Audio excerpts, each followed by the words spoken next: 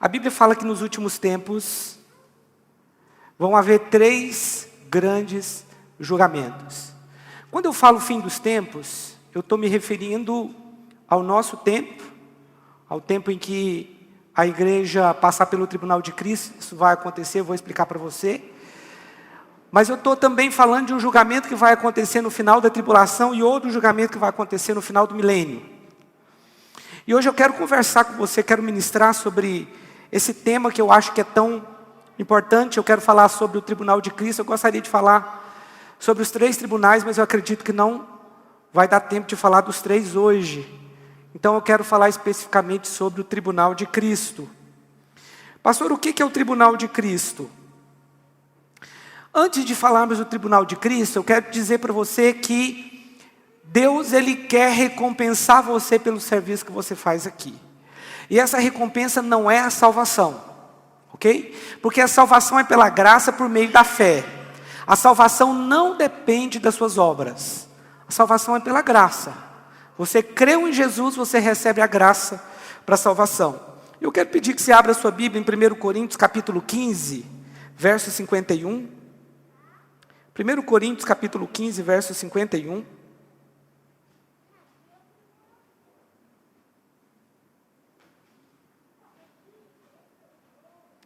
Vamos ler o versículo 51 e 52, que diz assim: eis que vos digo um mistério, nem todos dormiremos, mas transformados seremos todos, no momento, num abrir e fechar de olhos, ao ressoar da última trombeta.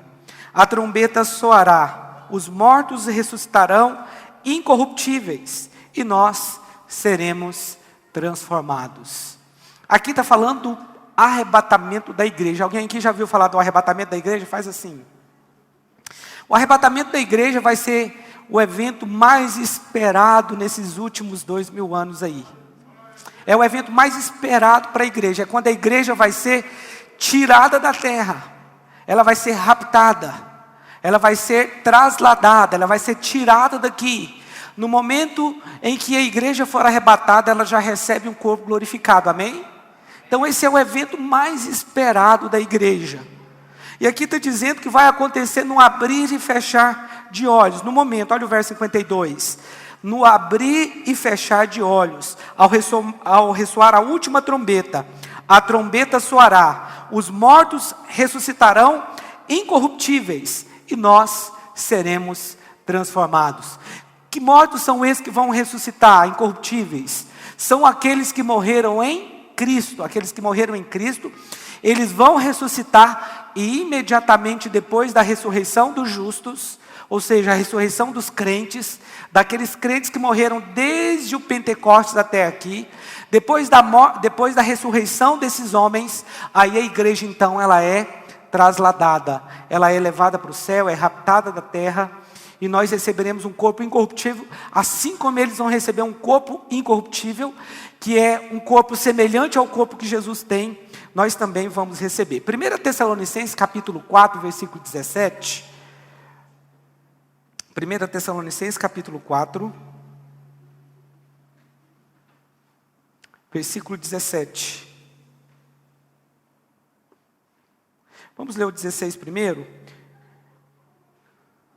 Porquanto o Senhor mesmo, dada a sua palavra de ordem, ouvida a voz do arcanjo, e ressoada a trombeta de Deus, descerá dos céus, e os mortos em Cristo ressuscitarão primeiro.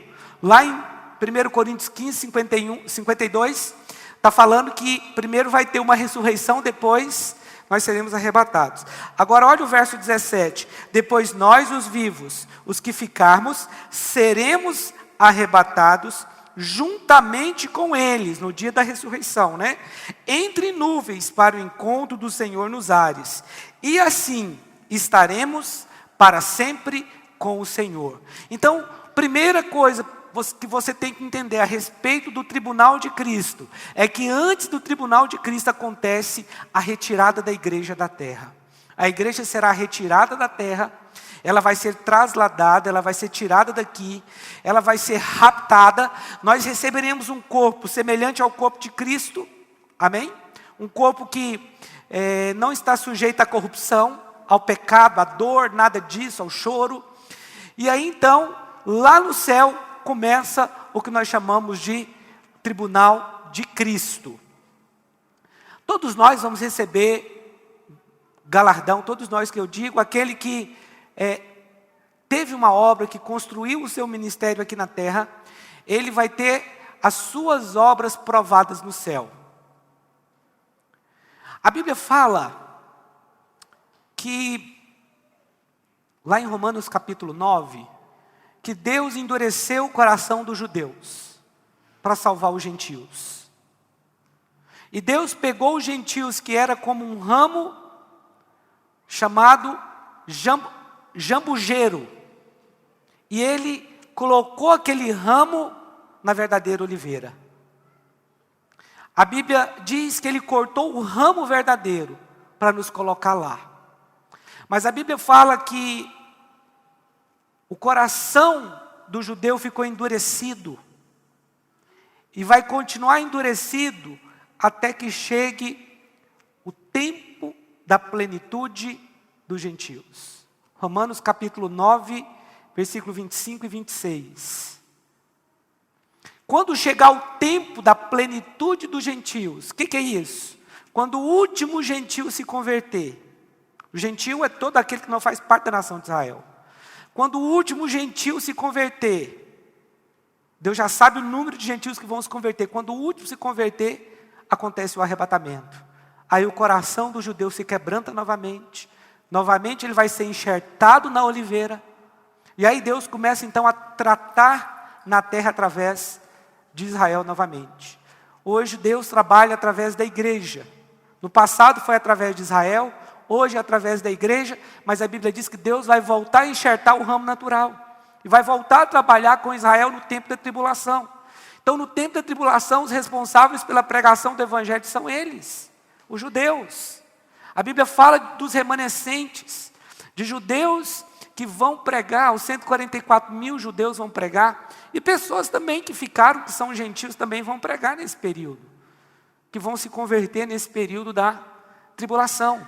Mas a igreja nesse período já foi levada para o céu, e quando a igreja está lá no céu sendo examinada, para receber o seu galardão, aqui na terra acontece um tempo de tribulação, 7 anos, a grande tribulação, e lá no céu, nós estaremos ali diante do Senhor para receber a nossa recompensa.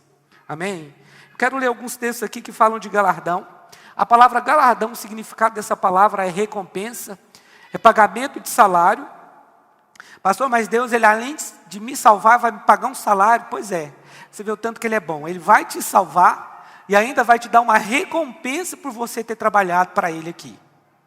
Aqui em 2 João capítulo 1, verso 8, 2 João capítulo 1, verso 8, eu vou ser rápido, tá, irmãos? Talvez eu não vou esperar você abrir a sua Bíblia aí, porque para mim está mais fácil aqui, já está no meu esboço a palavra. Diz assim: acautelai-vos para não perderdes aquilo que temos realizado com esforço, mas para receberdes completo galardão. Aqui é uma exortação para que você não perca o seu galardão. Marcos capítulo 9, verso 41. Portanto, aquele que vos der de beber um copo d'água em meu nome, porque sois de Cristo, em verdade vos digo que de modo algum perderá o seu galardão. Lucas capítulo 6, versículo 35. Amai, porém, os vossos inimigos, fazei o bem e emprestai, sem esperar nenhuma paga. Será grande o vosso galardão, e sereis filhos do Altíssimo, pois Ele é benigno até para com os ingratos e maus. Apocalipse capítulo 11, verso 18, diz assim: na verdade as nações se enfurecem, chegou porém a tua ira, e o tempo determinado para serem julgados os mortos, para se dar o galardão aos teus servos, os profetas, os santos, e os que temem o teu nome, tanto aos pequenos como aos grandes, e para destruíres os que destroem a terra. Apocalipse capítulo 22, verso 12. E eis que venho sem demora, e comigo está o galardão, que tenho para retribuir a cada um segundo as suas obras. Eu citei esse texto aqui para você entender que Deus, Além de nos salvar, Ele quer nos dar uma recompensa. Ele quer nos dar um galardão. A salvação é pela graça. Você não tem que fazer nada para ser salvo. Mas o galardão é pelas obras feitas em Cristo. É bom que você entenda isso. Porque na cabeça de alguns, eles podem cair no erro de pensar que eles precisam fazer coisas para serem salvos. Não. Só vai receber galardão, só vai receber recompensa aqueles que estão em Cristo. A primeira condição para você receber galardão é estar em Cristo. Mas somente estar em Cristo não é suficiente para você receber o galardão. Mas todo aquele que receber galardão tem que estar em Cristo. Porque ele foi salvo. Amém? Então ele está em Cristo. E aí então, uma vez que ele está em Cristo e foi salvo, uma vez que ele creu na obra da cruz, uma vez que ele creu que ele foi justificado, que ele foi declarado justo, foi salvo, chegou no céu, agora as suas obras serão provadas pelo fogo. Essa obra sua vai ser provada pelo fogo, porque o fogo ele pode fazer a sua obra virar palha, ou então ele pode purificar a sua obra, dependendo do tipo de material que você usou para construir. Os irmãos estão entendendo? Sim ou não? Então, o que vai ser examinado naquele dia não é se você tem pecado ou se você não tem pecado. Porque se eu estou em Cristo, eu já fui declarado justo. Amém? Não está em questão o julgamento de pecado ou de perda de salvação. Não, não é isso. Uma vez que a igreja já foi para o céu, ela foi arrebatada, ela já é a noiva de Cristo. Só que agora ela vai ser adornada. E isso é o galardão. O Senhor, além de nos salvar, Ele também quer nos galardoar. A Bíblia diz que Ele é galardoador daqueles que o buscam. Ele presenteia, Ele recompensa aqueles que o buscam. Meu irmão, o que eu falei aqui antes, eu quero reforçar aqui.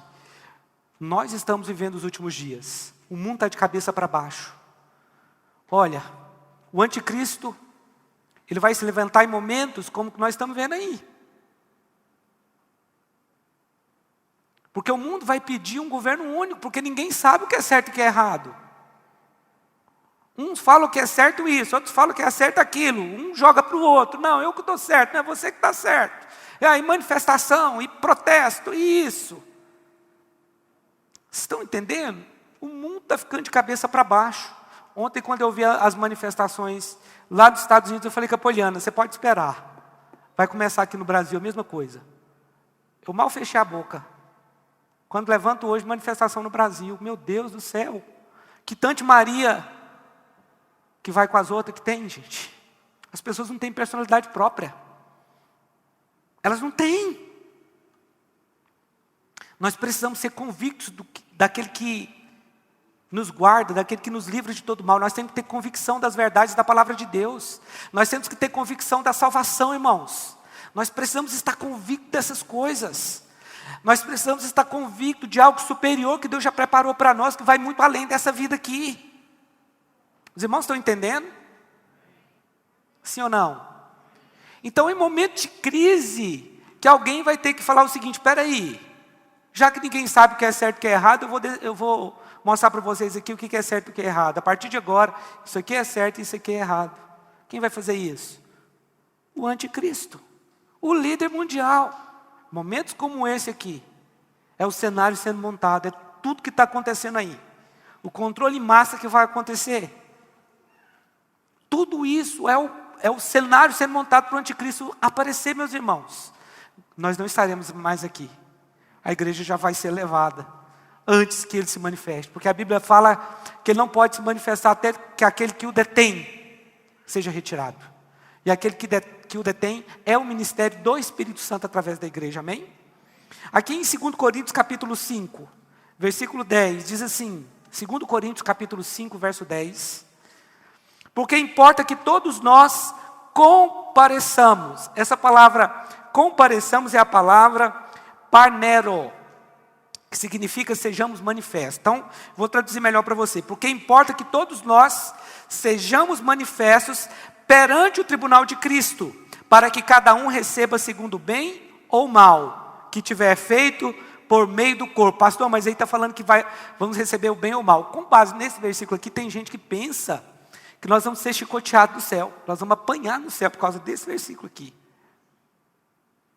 Irmãos, você precisa analisar todo o contexto para você interpretar um texto, amém? Você não pode interpretar um texto isolado. Mas quando você lê esse texto aqui, você lê sobre a recompensa, sobre o galardão, lá em 1 Coríntios 3,10, eu vou ler daqui a pouco também. Você tem uma visão geral. Mas aqui não está falando que a pessoa vai ser chicoteada, ou vai sofrer um dano, no sentido de perder a salvação, ou coisa parecida. Não vai acontecer isso no céu. Você foi salvo? Que isso? O ladrão da cruz já está no lucro, tá ou não está? Ele vai receber galardão, ladrão da cruz? Não, ele não fez nada, ele converteu na cruz, não deu tempo de fazer nada.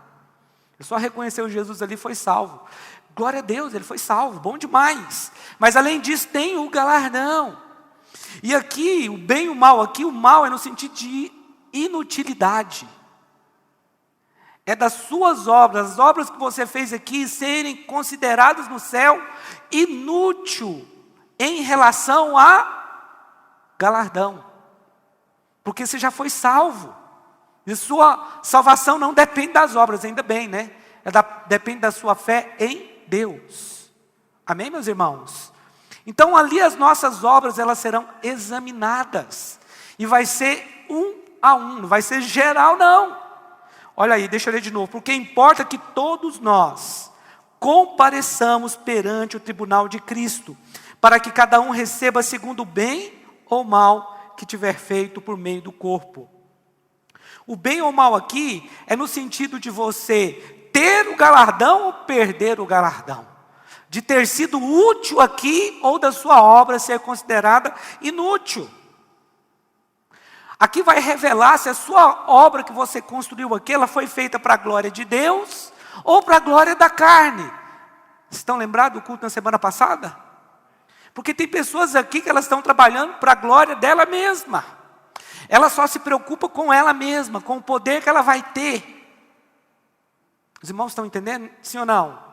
Então ela está trabalhando para a glória da carne dela. Isso não significa que ela não está salva. Mas quando ela for passar pelo exame ali, do galardão, se ela tiver trabalhado para ela mesma, talvez você pense assim, aquele pastor daquela grande igreja. Deixa eu te falar uma coisa, não tem nada a ver com o tamanho de igreja não. Tem a ver com a motivação do coração. Às vezes é uma igreja pequena que o pastor não vai ter galardão, ou alguém que fez alguma coisa ali não vai ter galardão. E o da igreja grande vai ter. Ou às vezes o da igreja grande não tem, o da igreja pequena tem. Não existe uma regra, os irmãos estão entendendo? Porque talvez você pense, o irmão lá, o pastor lá, que está na televisão e tal. Tem muitos homens de Deus que estão na televisão, que são homens de Deus. Deus colocou eles lá. E tem outros que não são de Deus também. Aqui o que pode acontecer é que uns vão receber galardão, porque o que ele fez foi para a glória de Deus. Aqui está falando que um copo d'água, para um cristão, para alguém, para um irmão, já recebe galardão. Agora, a pessoa pode ter construído uma obra muito grande e não receber. Isso é fato também. Então, esse exame do tribunal de Cristo, ele vai determinar se a sua obra foi útil ou se a sua obra foi inútil. Se você realmente fez para Jesus ou se você fez para você, para a sua carne.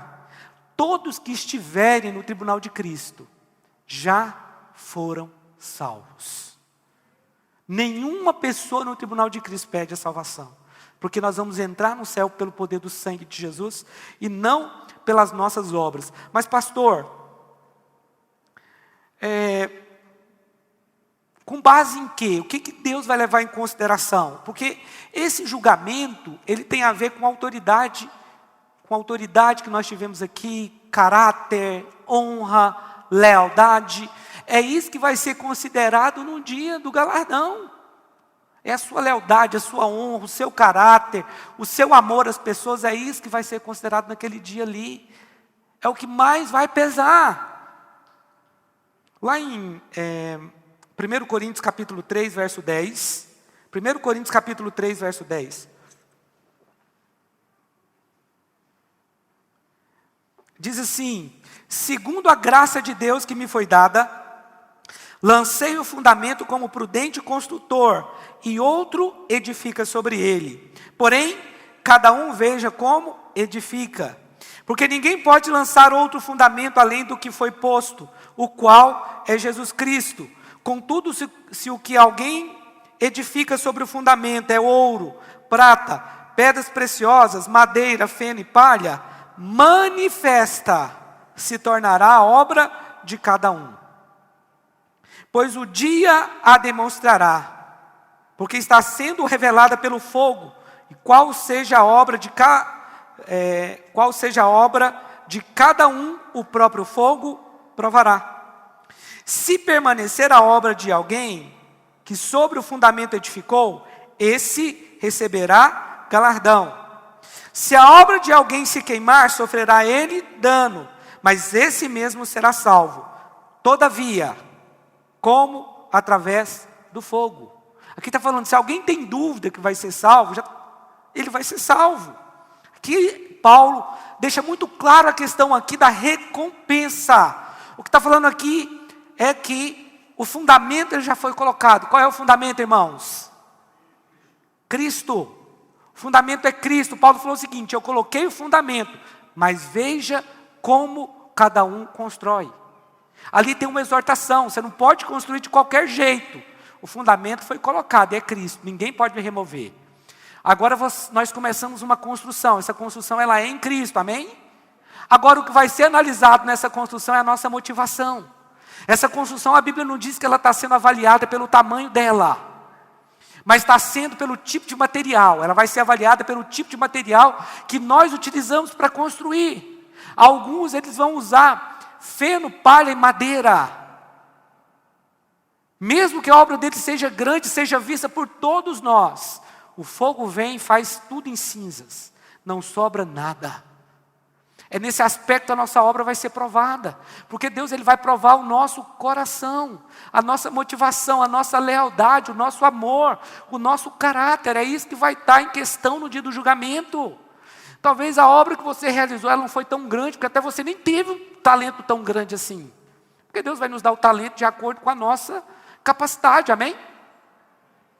Mas você não realizou uma obra que foi tão conhecida, que o mundo talvez nem conheceu, talvez nem fora da sua cidade, mas você foi fiel no talento que Deus confiou a você. Aí nesse caso, você vai ter um grande galardão. Entenda bem, se a sua motivação foi certa, foi correta, você pode ter um grande galardão. Aqui está falando que há dois tipos de materiais que são distintos. Um material que é vegetal, que pode ser consumido pelo fogo, e o outro que é mineral, que só pode ser purificado pelo fogo. Um pode ser produzido pela mão do homem, mas o outro não pode. Um tipo de material é produzido pela mão do homem, mas o outro não. E quando o fogo vem sobre o material que não pode virar cinzas, o que acontece? Ele é purificado. Quanto mais você joga fogo no ouro, mais você purifica o ouro. As pedras preciosas é a mesma coisa. A prata é purificada com fogo. Então o nosso galardão depende da qualidade da obra que alguém construiu. O que está falando ali, Paulo, ele dá liberdade para que cada um construa do seu jeito, da sua forma. Aqui na Igreja Orvalho nós estamos construindo através das células, né? Porém nós temos que ter a motivação certa. Lá na Igreja Assembleia de Deus, a maioria constrói através da igreja de programas. A igreja lá nos Estados Unidos constrói através de uma igreja com propósito. Uma igreja lá no sul, através da igreja com princípios. Então cada um tem uma forma diferente de construir. Um faz uma casa de um jeito, outro faz de outra. Mas não é o tamanho dessa construção que vai determinar o nosso galardão, mas a qualidade dos materiais que você utilizou. Às vezes nós olhamos uma obra, ela está muito grande, mas se ele construiu com palha, o fogo vai vir e vai consumir tudo. Construir com palha é barato e fácil. Construir com madeira, barato também e fácil. Mas construir com ouro, não é fácil. Porque o material é caro, vai exigir mais. Talvez a obra não vai ficar tão grande. Você não vai conseguir fazer uma obra tão grande. Mas você vai ser fiel naquilo que Deus confiou a você. É nesse aspecto que nós seremos examinados. Quando aqui fala deixa eu ler aqui o texto de novo, olha o verso 10. Segundo a graça de Deus que me foi dada, lancei o fundamento como prudente construtor, e outro edifica sobre ele. Porém, cada um veja como edifica. Porque ninguém pode pôr outro fundamento, além do que foi posto, o qual é Jesus Cristo. Quando é que alguém coloca outro fundamento? É quando alguém começa a construir através de uma base equivocada. Ele está construindo a igreja dele através do uso e costume, e não através de Cristo. A base da construção não é Cristo, não é a palavra. A base da construção são as regras. Mas Paulo falou, já coloquei o fundamento. Olha como você vai construir. Cuidado com a forma que você vai construir. Olha só, verso 12. Contudo, se o que alguém edifica sobre o fundamento é ouro, prata, pedras preciosas, madeira, feno, manifesta e se tornará a obra de cada um, pois o dia a demonstrará, o dia do julgamento, né? Porque está sendo revelada pelo fogo, qual seja a obra de cada um, o próprio fogo aprovará. Se permanecer a obra de alguém que sobre o fundamento edificou, esse receberá galardão. Se a obra de alguém se queimar, sofrerá ele dano. Mas esse mesmo será salvo, todavia, como que através do fogo. Lá em 1 Coríntios, capítulo 5, no verso 10, quando fala ali do tribunal de Cristo, essa palavra tribunal é a palavra bema. A palavra bema, ela era utilizada para falar do assento que normalmente os imperadores ficavam num lugar elevado, nas arenas, nas Olimpíadas da Grécia Antiga. Então o imperador ou um juiz, ele subia, ele ficava naquela plataforma, era uma plataforma, e lá colocava um assento, ele ficava ali para ele ver quem tinha vencido as provas ali, para dar recompensa para quem tinha vencido as provas. Então essa é a palavra aplicada lá no texto de 1 Coríntios capítulo 5, verso 10, que fala ali do tribunal de Cristo. Então o tribunal de Cristo é o bema de Cristo. Jamais essa palavra é usada no Novo Testamento para falar de juízo. Ela nunca é usada no Novo Testamento para falar de juízo. Mas ela é sempre usada para falar de recompensa. Então veja bem, nós estamos no céu, nós vamos passar pelo tribunal de Cristo, pela prova, as nossas obras serão provadas pelo fogo ali. O máximo que pode acontecer com qualquer pessoa é não ter galardão. É perder a recompensa. É não ter a recompensa. Os irmãos estão entendendo? O máximo, pastor, não corre o risco de eu perder minha salvação, não? Não, quanto a isso você pode ficar tranquilo, que você não vai perder a sua recompensa, não. Pastor, mas o que então que está sendo julgado ali? Não é o crente que está sendo julgado? Sim, ele está sendo julgado no aspecto de receber ou não a recompensa, uma vez que nós já fomos salvos. Aqui em Romanos capítulo 8, verso 1, diz assim, agora pois já nenhuma condenação há para os que estão em Cristo Jesus. Quem pode dizer amém?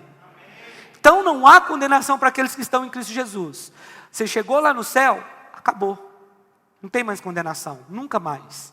Aqui nós podemos ser tentados e até cair, né? O ser humano pode acontecer muitas coisas. Mas lá no céu não. Lá no céu não. João capítulo 5, verso 24. Em verdade vos digo, quem ouve a minha palavra e crê naquele que me enviou, tem a vida eterna. Não entra em juízo, mas passou da morte para a vida. Agora, pastor, o que vai permanecer lá no céu? Aqui em Apocalipse capítulo 19, abra sua Bíblia em Apocalipse capítulo 19, deixa eu ler o verso 7 para você.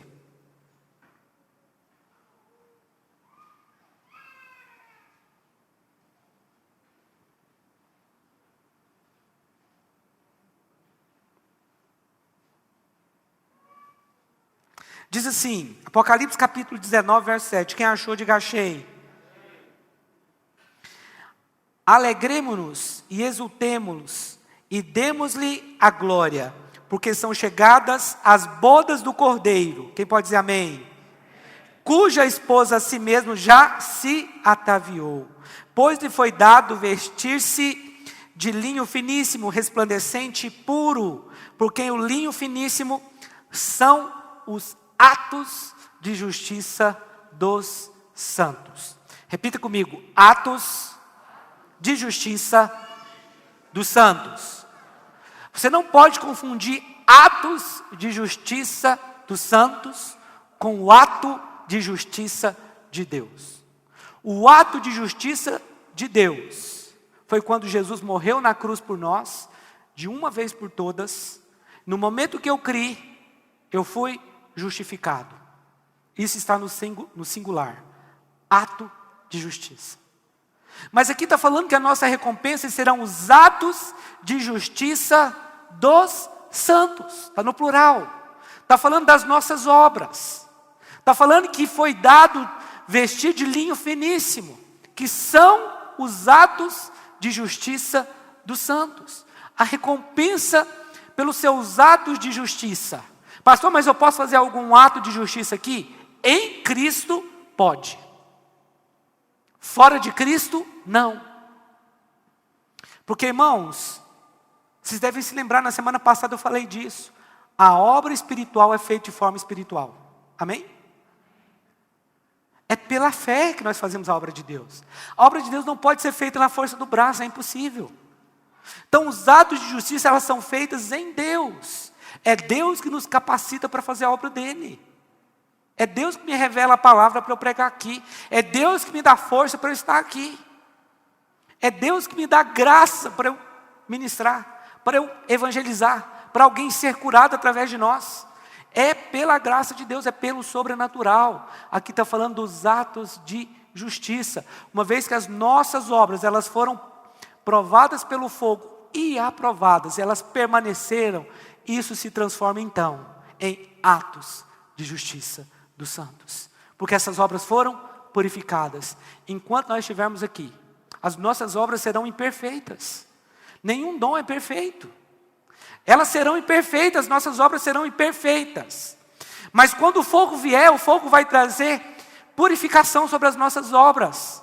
E é o que diz aqui, são os atos de justiça do santo. Veja o verso 8.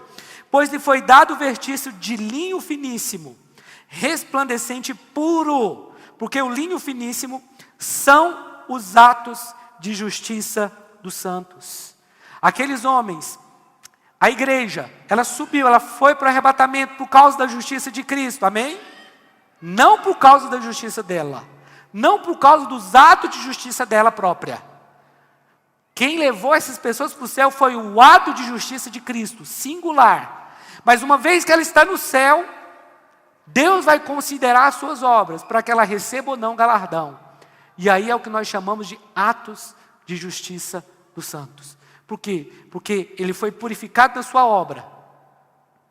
E a sua obra foi achada perfeita diante de Deus. Ela foi purificada. E ela se torna então nos atos de justiça dos santos. Então tudo que nós fazemos nessa terra, em favor do reino de Deus, tem recompensa. Isso é claro, se você estiver fazendo da forma correta. Porque tem pessoas que estão fazendo a obra de Deus aqui, mas elas estão fazendo para elas mesmas. E elas já estão recebendo a recompensa aqui.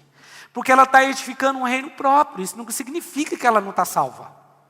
Muitos acreditam que não serão salvos. Mas outros até vão ser salvos. Mas quando chegar no céu, o fogo passa, vai virar cinza, vai virar pó. Porque palha no céu não permanece. Madeira, feno, não permanece. Esses materiais não vão permanecer diante de Deus. Mas se for ouro, se for prata, se for pedras preciosas, esse sim vai permanecer. O tribunal de Cristo, então, ele vai adornar a igreja. Não se esqueça, irmãos, que essas obras aqui, os atos de justiça dos santos, são obras feitas em Cristo. Amém? Pastor, mas qual é a natureza do galardão? Romanos capítulo 9, versículo 25. Abra Romanos capítulo 9, versículo 25.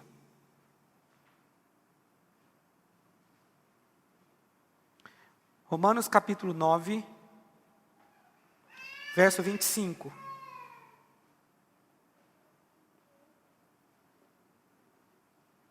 Desculpa, não é Romanos não, é 1 Coríntios.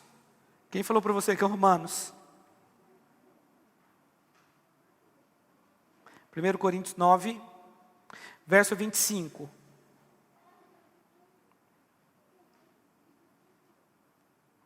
Diz assim: todo atleta em tudo se domina, aqueles para alcançar uma coroa corruptível.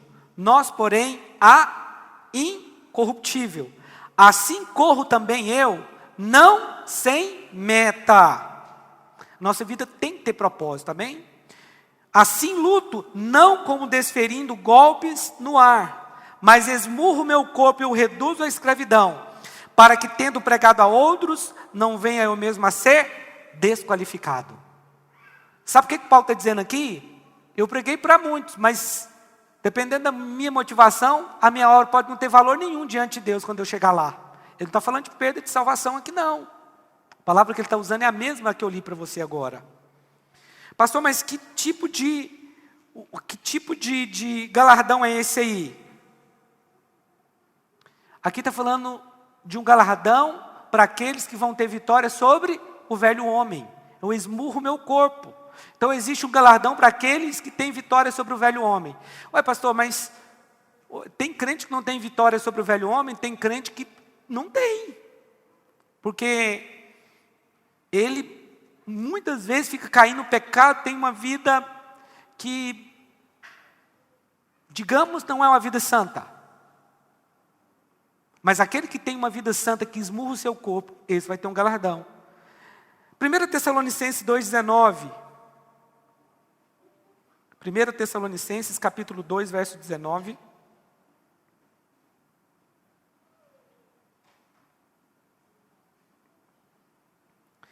Diz assim: pois quem é a nossa esperança ou alegria, ou coroa, em que exultamos na presença de nosso Senhor Jesus Cristo, em sua vinda? Não sois vós? Que galardão é esse aqui, pastor? Esse aqui é o galardão para aqueles que ganham almas. Há um galardão para aqueles que ganham almas. Há uma promessa de galardão para aqueles que ganham almas. Que coroa é essa? A coroa da alegria, é o que está dizendo aqui. Tiago capítulo 1, verso 12. Tiago 1, 12.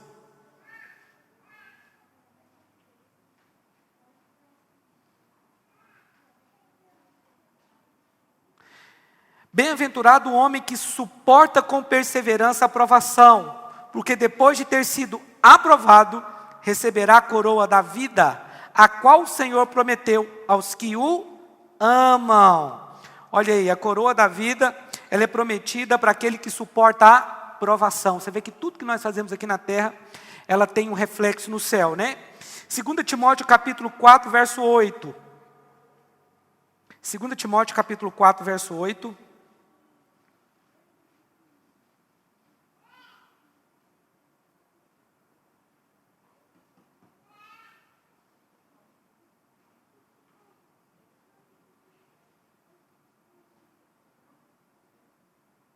Segunda Timóteo 4,8 diz assim: já agora a coroa da justiça me está guardada, a qual o Senhor, reto juiz, me dará naquele dia, e não somente a mim, mas também a todos quantos amam a sua vinda. Diga, Maranata. Maranata. Então, aqui está dizendo que há uma coroa de justiça para aqueles que aguardam a sua volta. Você tem clamado pela volta de Jesus? Mais do que nunca eu tenho orado por isso, irmãos, para que Jesus realmente volte para buscar a sua noiva. A Bíblia diz que tem uma coroa para você, coroa da justiça. 1 Pedro 5,4 também. 1 Pedro capítulo 5, verso 4, isso aqui é para os líderes de célula aí, ó. 1 Pedro capítulo 5, verso 4. Diz assim: ora, logo que o Supremo Pastor se manifestar, recebereis a imarcessível coroa da glória. Essa coroa aqui é para aqueles que apacentam o rebanho de Deus. Aqui está a natureza dos galardões que nós vamos receber. Pastor, nós vamos andar com a coroa lá no céu, como é que isso funciona? A palavra fala que os 24 anciãos, eles vão jogar a sua coroa aos pés de Jesus. E é isso que nós vamos fazer também. Mas a palavra coroa aqui, todas as vezes que você vê a palavra coroa, normalmente o galardão ele está relacionado com coroa. Essa palavra não é a coroa do rei. Ela é a coroa por um serviço prestado. Ok? Todos nós vamos ter uma recompensa diante do Senhor. Ninguém aqui na terra vai trabalhar de graça. Ninguém. O Senhor, além de nos salvar, Ele nos deu o privilégio de trabalhar para Ele aqui. E ainda receber uma recompensa no céu. Quantos estão motivados aí com esse galardão? E quantos querem receber esse galardão? Irmãos, esse tempo, quero encerrar falando sobre isso, é o tempo de nós estarmos apercebidos. Esse tempo é tempo de estarmos com o joelho dobrado. É o momento de estarmos em oração, vigilantes. A Bíblia fala que o arrebatamento ele será iminente. Quando eu falo que o arrebatamento ele é iminente, não vai ter nenhum sinal claro do arrebatamento. Os sinais que nós temos é o que está acontecendo aí. Confusão, vírus, medo, tantas coisas. Uma população confusa. Nós estamos vendo o cenário sendo montado para o anticristo. O que mostra que nós estamos no fim. Nunca se falou tanto da volta de Jesus como agora. Eu nunca vi. Todos os pastores falando sobre isso. O Espírito Santo, Ele está nos movendo para falar sobre isso. Eu acredito que nós vamos ficar poucos dias nessa terra. Por que essa palavra, pastor? Porque essa palavra não é uma palavra de juízo para você, pelo contrário. É uma palavra para incentivar você a trabalhar mais ainda, a ser mais fiel ainda, a estar mais vigilante ainda. Porque, deixa eu te falar uma coisa, nós nos distraímos muito facilmente. Nos distraímos com o nosso emprego, nos distraímos com diversões, com a nossa família, com tantas outras coisas. Não falei de nada ilícito aqui não. Estou falando só de coisas lícitas. Não estou nem considerando agora o pecado. Mas eu só estou falando que esse é o momento de estarmos apercebidos. Porque o Senhor vai voltar e Ele vai buscar a sua igreja. Mas Ele vai buscar uma igreja que está vigilante. Uma igreja que vigia. Uma igreja que está atenta à sua vinda. O que está acontecendo no mundo hoje, não pense que é algo natural. Não é, é espiritual. É espiritual o que está acontecendo. Uma pandemia mundial. Isso nunca aconteceu na história da humanidade. É mundial. Eu não estou falando que esse vírus tem esse poder que estão falando aí não. Eu só estou mostrando que cada dia que passa, as pessoas ficam mais loucas. Elas ficam com mais pânico, com mais medo. Lá nos Estados Unidos, manifestação por causa de uma pessoa que morreu de uma forma cruel, terrível. Realmente a morte daquele homem ali, a forma que aquele policial fez foi... Não dá nem para assistir as imagens de tão forte que são. Mas espera aí, as pessoas usar isso para fazer quebradeira, para saquear as coisas, é protesto ou é pretexto? Tem coisa que é protesto, é lícito, mas tem coisa que é pretexto para fazer coisa errada. Estão saqueando as coisas, o mundo está de cabeça para baixo, preste atenção no que está acontecendo. Olha para mim, o mundo está afunilando. Cada dia que passa, as coisas estão afunilando mais ainda. A tecnologia, meu irmão, para o controle em massa, existe. A China, há 15 anos atrás, praticamente não existia bancos. A pessoa, para comprar um carro, ela tinha que pegar o dinheiro, colocar numa mala, levar e entregar. 15 anos atrás, 15. Amanhã faz 23 anos que eu converti. Estou falando de 15 anos atrás. Uma mala. Hoje, sabe como que eles compram qualquer coisa numa loja? Eles simplesmente entram numa loja que não tem vendedor, pegam o que eles querem e vão embora. Ah, mas como assim? A câmera vai fazer uma leitura facial dele e vai debitar o produto que ele pegou. Na China. São Paulo já pediu essa tecnologia. Nós estamos sendo o tempo inteiro monitorados, controlados. Irmãos, essa é a geração do fim. Não brinque. Esse é o momento de você entrar para o seu quarto, meu irmão, e orar, e clamar a Deus, e chorar. E chorar. Pastor, mas chorar por quê? Chorar por você, chore pela sua família, chore pelos seus amigos. E chore por uma igreja que precisa ser sacudida. Irmãos, nessa pandemia eu falei lá no começo, olha, eu acredito que agora vai ser um momento que a igreja vai crescer, porque sempre depois de crises a igreja cresce. E vai ser um momento que, que alguns irmãos que não têm comprometimento vão começar a ter. Mas eu me enganei.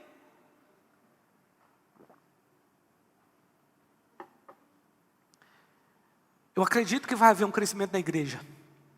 Em parte pode ser que eu estivesse certo. Eu creio que a igreja vai crescer. Muitos pelo temor, pelo sofrimento, eles vêm para Jesus e só Jesus pode realmente tirar o sofrimento delas. Mas o que eu imaginei de pessoas que seriam sacudidas, pastor, você está falando isso pela igreja Orvalho, eu estou falando isso também pela igreja Orvalho, porque eu sou pastor dessa igreja e eu conheço as ovelhas. Mas eu estou falando isso de conversar. Ontem eu estava conversando com um pastor, que nem mora aqui, é de outro lugar. E nós estávamos falando sobre isso. As pessoas, elas estão piores depois da pandemia. Parece que elas estão agora tendo uma desculpa para não vir no culto. Eu sei que há pessoas que não vieram no culto, teve pessoas que me ligaram, pastor, estou com sintoma. Assim, assim, assim, o que você acha? Meu irmão, fica em casa. Eu falei. Então talvez você está olhando para o lado, o fulano não veio, ele é carnal. Não. Tem pessoas que estão com sintomas de gripe. É o Covid? Sei, pode ser. Pastor, mas teve um irmão que deu positivo, como é que eu vou na igreja? É isso que é prudência. Você tem um sintoma, vai lá e faz o exame. Porque isso nós chamamos de prudência. Agora, nós estamos em contato todo dia com pessoas que têm coronavírus, meu irmão, que nunca fez o exame.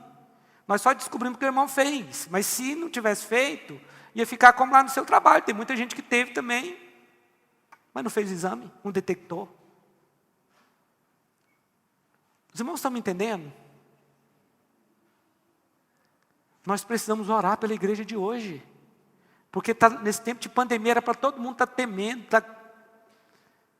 falando o seguinte, pastor, vamos fazer 10 cultos, mas nós temos que... Eu quero ir no culto.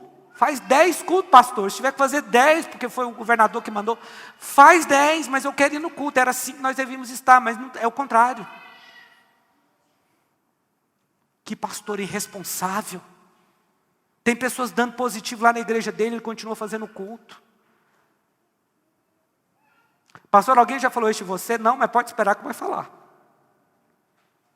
É isso que vão falar. Mas eu sou crente, irmãos. Olha para mim aqui. Eu sou crente. E eu sou bíblico. Você não teve medo? Não. Graças a Deus, eu não tive. Se fosse o ebola, talvez eu ficaria. Mas realmente eu não tive medo. Eu tenho confiado no Senhor em qualquer circunstância. Seja do livramento da fornalha ou do livramento na fornalha. Eu creio em Deus. E qualquer situação eu vou estar no lucro. Os irmãos entendem isso? Irmão, deixa eu te falar uma coisa aqui. No momento assim que mais falou da epidemia, um grupo de irmãos dessa igreja, sabe, foi lá para o lixão. Levar a cesta básica aqui, que muitos aqui até doaram. Lá não tinha ninguém de máscara, lá não tinha álcool em gel, lá ninguém tinha essa preocupação. Ninguém. Sabe por quê? Porque aquelas pessoas que estavam lá naquela fila, no sol quente, se expondo lá, eles estavam preocupados era com o que eles iam comer no outro dia. Naquele dia mesmo. E me deu uma tristeza no coração, porque nós levamos, na primeira vez, 12 cestas, uma fila de mais de 70 lá. Da segunda vez, nós levamos 90 cestas. E eu falei, hoje não fica ninguém na fila. Nós saímos de lá, tinha 15 na fila ainda, precisando de cesta. Nós estávamos lá. Quantas pessoas nessa pandemia estão se expondo? Porque nós temos que ter comida na nossa casa, está aí trabalhando no supermercado, que tem que ter combustível no posto lá. No nosso carro tem que ter combustível, está lá no posto trabalhando. Médicos, enfermeiros, essas pessoas não podem recuar. Agora, eu, pastor, posso ser tido agora como um irresponsável. Ah, teve um lá que deu positivo, teve 2 ou 3, ou 4 ou 5, não sei, ou 10. Você fez o culto, meu irmão, nós precisamos crer. Você precisa crer. Chega. Olha, eu vi um vídeo de um senhor, talvez 90 anos de idade. Não sei se você viu isso no Facebook. Alguém foi repreender ele porque ele estava andando na rua lá na Itália. E ele gritou. Eu participei, foi de uma guerra. Eu prefiro viver um dia como leão do que viver 100 anos como ovelha. Então, irmãos, aqui eu não estou falando para ninguém ser irresponsável. Não precisa, não seja. Mas não seja hipócrita também não. Os irmãos que estão aqui, estão pela fé, eu sei disso. Vocês que estão aqui. Mas nós não podemos ser hipócrita. Ah, na igreja eu não vou, no culto, porque deu positivo fulano. A gente está lidando com pessoas o tempo inteiro, pegando em dinheiro. Espera aí. Pastor, o que você está querendo fazer? Dá para fazer um mapeamento da igreja. É tempo de irmos para o nosso quarto e orar e falar, Senhor, o Senhor tem que me mudar. O Senhor tem que me transformar. Porque para o Deus dinheiro eu saio para trabalhar. Agora para o meu Deus Jesus eu não saio. O que está mostrando? É que o Deus dinheiro é mais poderoso do que Jesus. É isso que ele está fazendo. Porque uma pessoa que sai para trabalhar e não quer vir num culto de 2 horas, está com problema. E o problema dela é com Deus. Agora, se uma pessoa quer ficar em quarentena, irmãos, nós entendemos aqui perfeitamente, tem pessoas aqui que não podem vir, que são até jovens, mas os pais já são do grupo de risco. Não deve vir mesmo. Nós mesmos falando, quem é do grupo de risco fica em casa. E tem pessoas que correm risco de pegar e levar para lá, e eles estão correndo risco. Fica em casa. Mas o que eu estou falando aqui não é dessas pessoas. É de pessoas que estão usando o coronavírus como desculpa. Isso em todo lugar está acontecendo. O irmão estava falando comigo ontem, não. O que o irmão falou para mim ontem, eu fiquei até feliz com o Orvalho. Ele falou, não, na minha igreja nunca mais teve célula, acabou, ninguém quer. Os irmãos estão morrendo de medo de abrir a casa e pegar vírus. Tive que cancelar o culto de hoje. E lá cancelou porque um supostamente pegou. E teve contato com outra pessoa que era membro assim, distante. Falei, nossa! Lá na nossa igreja então está até bom. Alguém agora mesmo me perguntou, e aí, como é que vai ser o culto, o nosso culto lá hoje? Eu falei, acima de 30 nós já estamos soltando foguete. É verdade. Acima de 30 nós já estamos soltando foguete hoje. Mas eu confesso, me surpreendeu, tem muita gente. Veja bem, perceba o que está acontecendo no mundo. Entra para o seu quarto, meu irmão, ajoelha, ora. Nós não podemos nos dobrar diante desse vírus, entrar em pânico, com medo.